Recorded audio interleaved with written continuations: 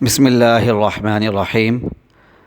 السلام علیکم ورحمۃ اللہ وبرکاتہ۔ پیارے دوستو، آج جو ہم آپ کو وظیفہ اور عمل بتانے والے ہیں،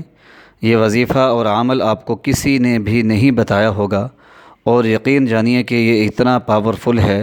کہ اس کی برکت سے جو بھی زندگی کا مقصد ہو اس کے اندر کامیابی ملتی ہے، جو بھی مصیبت ہو وہ دور ہو جاتی ہے، بڑی سی بڑی بلا جو ہے وہ ٹل جاتی ہے، پریشانی ختم ہو جاتی ہے،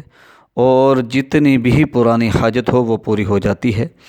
اس عمل کو کرنے کی اجازت ہے۔ عمل کرنے سے پہلے آپ نے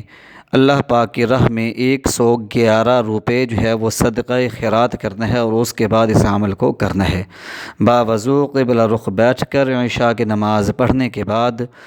آپ نے سورۃ اخلاص، جسے ہم قل هو اللہ احد بھی کہتے ہیں،